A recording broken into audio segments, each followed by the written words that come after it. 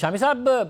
حکومت انکار کر رہی ہے کہ نہیں جی کوئی ٹیکنوکریٹ سیٹ اپ نہیں آ رہا ہے، مگر تحریک انصاف باقاعدہ طور پر اسٹیبلشمنٹ پر بھی الزام لگا رہی ہے کہ حکومت کی طرف سے بھی بات کی گئی ہے۔ آج تو کہہ دیا کہ جی کوئی ہم لیبارٹری کے چوہے نہیں ہیں، اسٹیبلشمنٹ کو یہ پیغام دیا کہ آپ جو کریں گے وہ ہو جائے گا، عوام کی مرضی چلے گی۔ آپ کو لگ رہا ہے کہیں نہ کہیں کوئی نہ کوئی صداقت ہے یا کچھ نہ کچھ ہونے جا رہا ہے ایسا؟ دیکھیے، پاکستان میں کہیں نہ کہیں کچھ نہ کچھ تو گفتگو ہو رہی ہوتی ہے، لوگ تجویزیں پیش کر رہے ہوتے ہیں، خواب دیکھ رہے ہوتے ہیں، شیخ چلی کی طرح منصوبے بنا رہے ہوتے ہیں، لیکن ان میں کوئی سنجیدگی تلاش کرنا بہت مشکل ہوتا ہے بعض اوقات۔ اور یہ ٹیکنوکریٹس کی حکومت ہے، یہ بھی کوئی سنجیدہ بات نظر نہیں آتی، کیونکہ دستور کے دائرے سے باہر قدم رکھنا اب کسی کے لیے بھی ممکن نہیں ہوگا، نہ اسٹیبلشمنٹ کے لیے اور نہ سیاسی جماعتوں کے لیے۔ تو میرا خیال یہ ایک شوشہ ہے جس پر بحث و تمیز ہو گئی اور ہوتی رہے گی، لیکن یہ ٹیکنوکریٹس کی حکومت وجود میں اس وقت آئے گی جب اسمبلیاں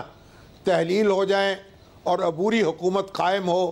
تو اس وقت ہو سکتا ہے کہ جو عبوری وزیر اعظم ہو وہ کوئی ٹیکنوکریٹس شامل کر لے اپنی کابینہ میں، اور اس طریقے سے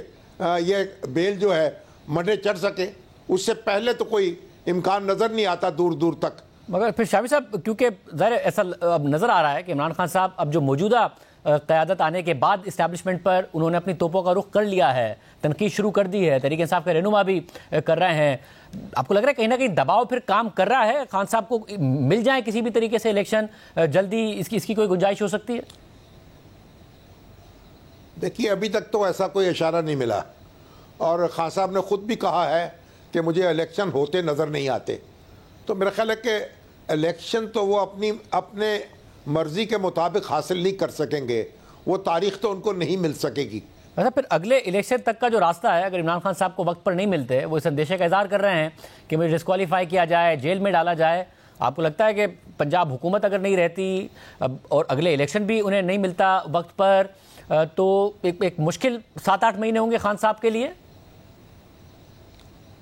ہاں، وہ اپنی مشکلات میں اضافہ کر رہے ہیں۔ اگر وہ اپنی حکمت عملی کو دوبارہ غور نہیں کریں گے، اس پہ نظر ثانی نہیں کریں گے، اور سسٹم کے اندر اپنا کردار جو ہے اس کو اسٹرینگتھن نہیں کریں گے اور اس سے مقاصد حاصل نہیں کریں گے، ان کا مفاد اس میں ہے کہ وہ کسی نہ کسی طور انتخابات تک پہنچیں اور انتخابات سے پہلے کسی بھی الجھاؤ سے گریز کریں۔ اب اگر وہ یہ فیصلہ کر لیتے ہیں تو پھر تو ان کے لیے ایک سموتھ سیلنگ ہوگی، ادروائز تو پھر مشکلات ہیں اور اس میں کچھ بھی ہو سکتا ہے۔ کو مقدمات بھی تیار ہو رہے ہیں، فائلیں بھی گردش کر رہی ہیں، افواہیں بھی پھیل رہی ہیں، اندیشے بھی ہیں، اور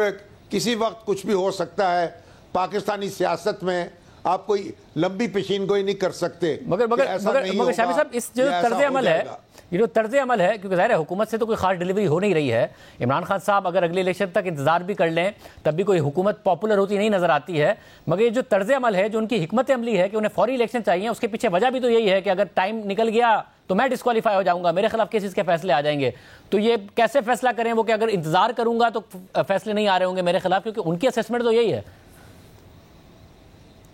دیکھیے، پاکستان کا جو نظام انصاف ہے وہ کوئی اتنا تیز رفتار نہیں ہے